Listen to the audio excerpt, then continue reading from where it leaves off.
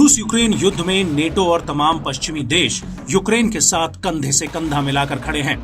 इस युद्ध में यूक्रेन के अपने हथियार पहले ही खत्म हो चुके हैं, लेकिन वो पश्चिमी देशों के हथियारों के बल पर रूस के सामने डट कर खड़ा है। यहाँ तक कि यूक्रेन ड्रोन के जरिए मॉस्को में भी घुस चुका है और इस पूरे युद्ध को शुरू हुए 1.5 साल से ज्यादा का वक्त हो चुका है।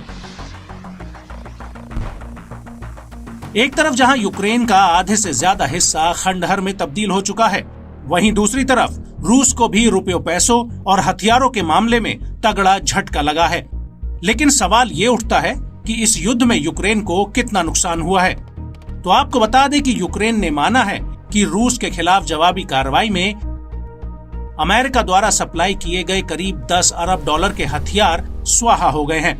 इसको लेकर न्यूयॉर्क टाइम्स ने अपनी एक रिपोर्ट में बताया है कि पश्चिमी देशों द्वारा सप्लाई किए गए करीब 20% हथियार नष्ट हो चुके हैं या फिर रूस द्वारा पहले 2 हफ्तों में यूक्रेन की जवाबी कार्रवाई में खत्म हो गए हैं। आपको बता दें कि यूक्रेन युद्ध शुरू होने के बाद से अमेरिका ने यूक्रेन को 47 अरब डॉलर से ज्यादा की सैन्य मदद दी है। एक अनुमान के मुताबिक इस मदद से यूक्रेनी सेना ने अपनी पकड़ बनाए रखी और रूस को आगे नहीं बढ़ने दिया। लेकिन ये मदद रूस द्वारा कब्जाए गए इलाकों को दोबारा आजाद कराने के लिए काफी नहीं है।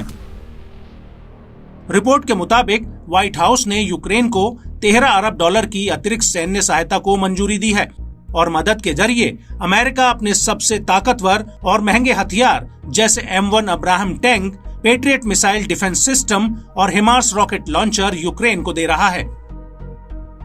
ओपन सोर्स ब्लॉग ओरिक्स की एक रिपोर्ट के मुताबिक यूक्रेन के कम से कम 23 ब्रैडली बख्तरबंद टैंक रूस के साथ जंग में खत्म हो चुके हैं। वहीं अन्य 31 टैंक खराब हो चुके हैं और 5 टैंकों को छोड़ दिया गया। इसके अलावा 60 से ज्यादा M113 armoured fighting vehicles, 57 max pro mine रोधी टैंक और अन्य 100 हमवीज टैंक भी या तो तबाह हो चुके हैं या फिर गुम हो गए हैं। बड़ी बात यह है कि इन हथियारों की कीमत हजारों डॉलर में है जो यूक्रेन युद्ध में स्वाहा हुए हैं। हालांकि युद्ध में इतने बड़े पैमाने पर हथियारों के नुकसान के बाद अब यूक्रेनी सैनिक तकनीक का इस्तेमाल कर रहे हैं। वो टैंकों और सैन्य वाहनों के बजाय दूरी से ही रूस सैनिकों की पोजीशन पर रॉकेट या मिसाइल से हमले कर रहे हैं, जिससे हथियारों के नुकसान में काफी कमी आई है। न्यूयॉर्क टाइम्स की रिपोर्ट के मुताबिक जून 2023 में शुरू हुई जवाबी कार्रवाई के पहले 2 हफ्तों में हथियारों का नुकसान 20% से घटकर 10% पर आ गया है। लेकिन इस तरह से युद्ध करने की वजह से यूक्रेन की जवाबी कार्रवाई थोड़ी धीमी जरूर पड़ गई है।